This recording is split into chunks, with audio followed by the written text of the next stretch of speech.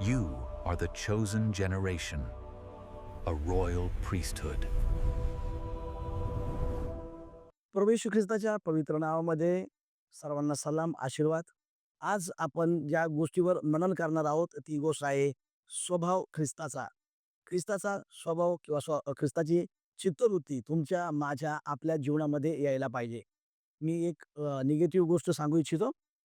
प्रभूमध्ये येण्याच्या अगोदर एक नामधारी ख्रिस्ती व्यक्ती या नात्याने आम्ही 24 डिसेंबरलाच नवीन कपडे घालणार आणि चर्चमध्ये पिक्चरच्या गाण्यावर नाचणार आणि तशा प्रकारे आम्ही ख्रिसमसचं सेलिब्रेशन करायचो. आता वाईट वाटतं, पण त्यावेळेस आम्ही खूप एन्जॉय करायचो. ख्रिस्त जन्मला गं बाई, ख्रिस्त जन्मला, फेर धरू गाऊ नाचू, या हो या चला असं म्हणून खूप ते ते पण गाणी गायचो आणि चित्रपटाचे पण गाणी गायचो. तर ते एक जुनं जीवन होतं. परंतु ज्यावेळेस प्रभू मिळाला, त्यावेळेस आता असं वाटायला लागलं, की ख्रिस्ताचा स्वभाव आपल्या जीवनामध्ये असायला पाहिजे. फक्त आपण रंगरंगोटी केली, पण आपल्या अंतःकरणाची रंगरंगोटी केली का? आपण नवीन कपडे घेतले, परंतु तारणाचे वस्त्र आपण नवीन केलेले आहेत का? किंवा देवाचं वचन सांगतं रोम 12:1-2 मध्ये, की do not confirm with this world. या युगाबरोबर समरूप होऊ नका. आपण अजूनही युगाबरोबरच समरूप आहोत, की आपण देवापाशी झालेलो आहोत, ख्रिस्ताचे झालेलो आहोत. त्याच्यावर विचार विनिमय करणं, विचार मंथन होणं खूप गरजेचं आहे. आणि म्हणून आत्ताचा जो आपला स्वभाव आहे, पार्ट 1 मध्ये आपण स्वभाव ख्रिस्ताचा, पार्ट 2 मध्ये देखील आपण स्वभाव ख्रिस्ताचा पाहूया. काही मिनिटं आपण मनापासून त्याच्यावर मनन करूया. पहिला जो स्वभाव ख्रिस्ताचा आहे, तो आहे लुकाचं शुभवर्तमान याचा पहिला अध्याय आणि 35 वचन. तो पवित्र होता. पवित्र आत्म्याच्या द्वारे तो गडबडून झाला. प्रभू येशू ख्रिस्त हा एकमेव प्रभू आहे, ज्याने युगाचे 2 भाग केले. तुम्ही जगात कुठेही जा, कोणालाही विचारा, मोठ्या माणसाला विचारा, छोट्याला विचारा, सगळ्यांना हेच माहीत आहे, की बिफोर ख्राइस्ट असं-असं घडलं आणि एनी डोमिनो असं घडत गेलं. म्हणजे तो इतका महान प्रभू आहे, की अ, त्याच्याद्वारेच युगाचे 2 भाग घडलेले आहेत. मग नंबर 1 ला त्याचा स्वभाव जो आहे, तो पवित्र आहे. हे जो पवित्रतेविषयी काही महत्त्वाच्या गोष्टी आपण पाहूया. पवित्रता किंवा शुद्धता हा शब्द पवित्र शास्त्रामध्ये जवळ-जवळ 900 टाइम्स आलेला आहे, 900 वेळेस आलेला आहे. आणि महत्त्वाची गोष्ट म्हणजे देव पवित्र आहे, प्रभू येशू ख्रिस्त पवित्र आहे, पवित्र आत्मा पवित्र आहे आणि जे आपल्या हातामध्ये पुस्तक आहे ते पवित्र शास्त्र आहे. आणि ज्या मंडळीला प्रभू येशू ख्रिस्त उचलणार आहे, ती मंडळी डागाविरहित, सुरकुतीविरहित आणि पावित्र्याने युक्त असलेल्याच मंडळीला इब्रिस्काराचं पत्र याचा 5वा अध्याय आणि 27व्या वचनानुसार तो घेऊन जाणार आहे. मग त्याचा जो स्वभाव होता, तो पवित्रतेने भरलेला होता. त्याच्या जीवनाचा जर आपण अभ्यास केला, मी स्वतः देखील पवित्र शास्त्र खूपदा वाचलं, 50 प्लस वेळेस वाचलं. परंतु पवित्र शास्त्रातले जेवढे लोक आहेत, काही ना काही, कुठं ना कुठं प्रत्येकाची काहीतरी चूक झालेली आहे. परंतु प्रभूचं जीवन हे असं आणि तसं हे पूर्ण पवित्रतेने भरलेलं आहे आणि पाप तर सोडाच, परंतु चूक पण प्रभूच्या जीवनामध्ये सापडत नाही.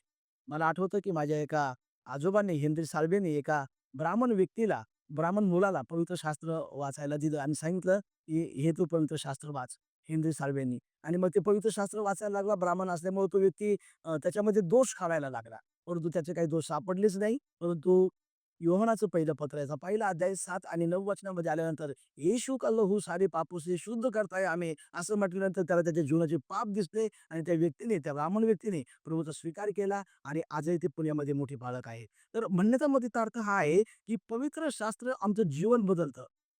पवित्र हा शब्द आमच्यासाठी खूप मोलाचा आहे. कारण जे पाचारण आपलं आहे, थिस्सलुनीकराचं पत्र याचा 4था अध्याय आणि 7वं वचन, त्या ठिकाणी अशा प्रकारे म्हटलंय, की आमचं पाचारण हे पवित्रतेचं पाचारण आहे. याच्यामध्ये आपल्याला भेळ-मिसळ करता येत नाही. जसं की सैतान, आदाम आणि हवा, हवा आणि आदाम यांच्याकडे आला आणि त्या बागेमध्ये आल्यानंतर म्हटला, "खरंच का देवाने तुम्हाला असं सांगितलेलं आहे?" आणि भेळ शब्दांची केली.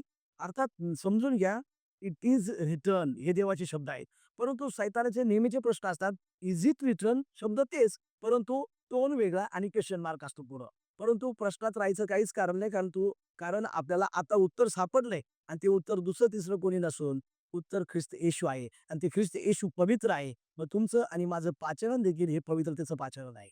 आणि मग या ठिकाणी आपण पवित्रतेवर पाहत असताना पवित्र, पवित्र, पवित्र हा शब्द देखील पवित्र शास्त्रामध्ये जवळ-जवळ 2-3 वेळेस आलेला आहे. सगळे शब्द एकदा, काही शब्द दोनदा, परंतु पवित्र, पवित्र, पवित्र हा शब्द यशाच्या ग्रंथाच्या 6व्या अध्यायामध्ये पण सापडेल, अजून एकदा एका ठिकाणी सापडेल आणि अजून प्रकाशित वाक्य प्रगटीकरणामध्ये देखील सापडलं.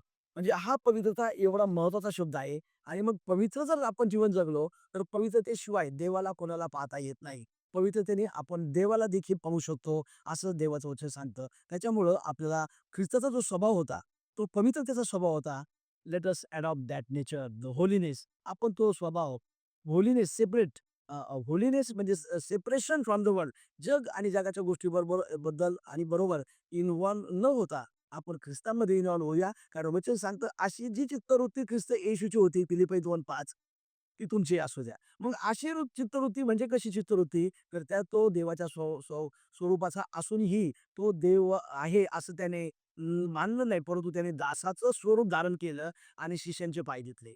मग चला आपण त्याच्या स्वभावामध्ये उतरत असताना पहिला त्याचा पॉइंट आहे, तो म्हणजे पवित्रता. तर चला आपण फिलिप लूक 1:35 प्रमाणे आपल्या जीवनामध्ये, आपल्या वागण्यामध्ये, आपल्या बोलण्यामध्ये, आपल्या सर्वस्वामध्ये पवित्रता कसं येईल याची आपण दक्षता घेऊया. नंबर 2,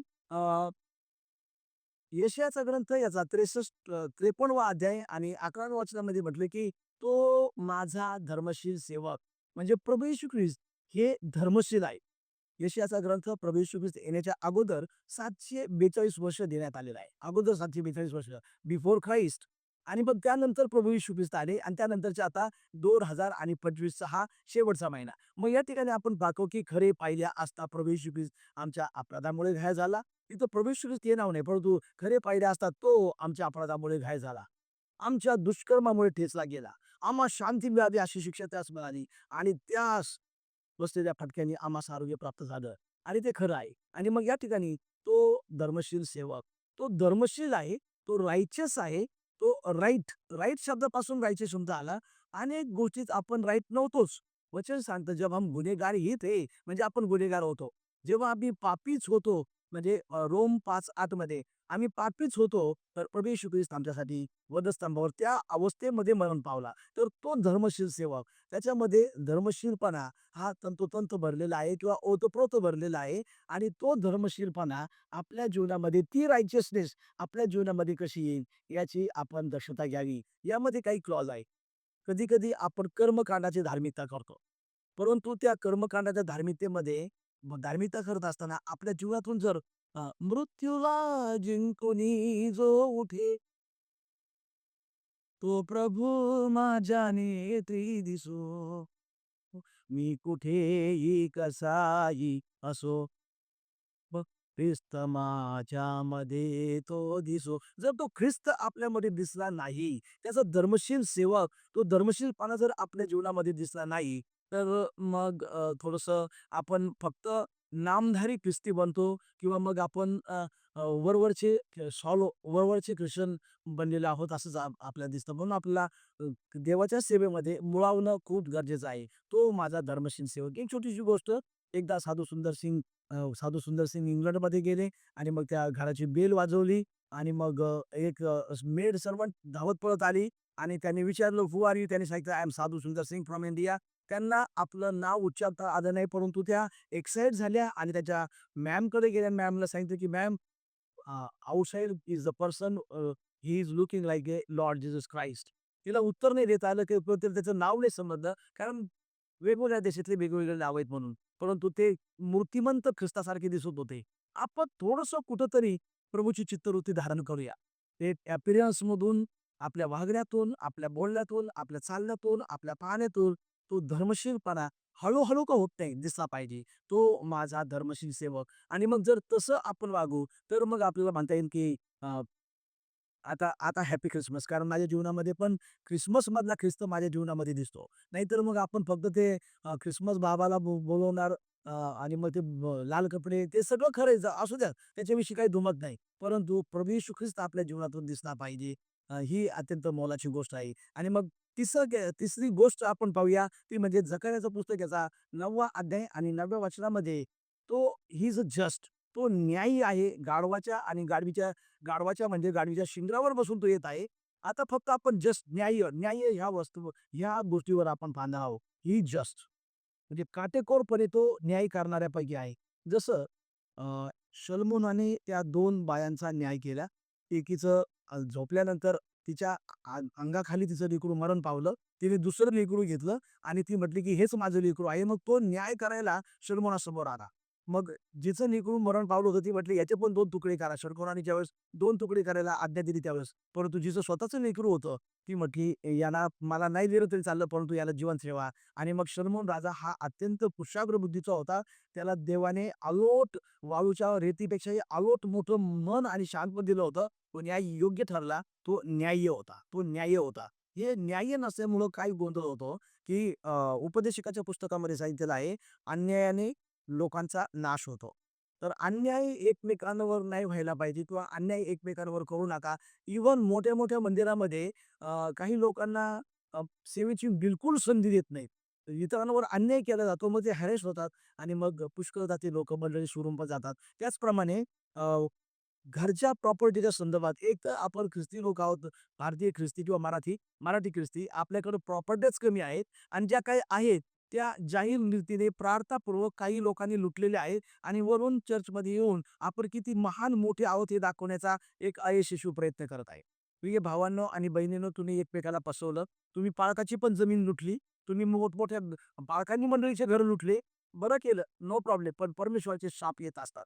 कारण वचन सांगतं, do not touch my anointed. सेवकाच्या कोणत्याही गोष्टीला हात लावला तर प्रॉब्लेम निर्माण होणार. मग जर सेवकाविषयी असं, तर मिशन प्रॉपर्टीविषयी कसं? म्हणून आपण न्याय्य असण्याचा प्रयत्न करूया, जेणेकरून आपल्याला भले काही नसो, ख्रिस्त आपल्यासाठी पाहिजे. कारण ख्रिस्त खडकातून पाणी काढायला फक्त समर्थ नाही, तर तो सर्वसमर्थ आहे.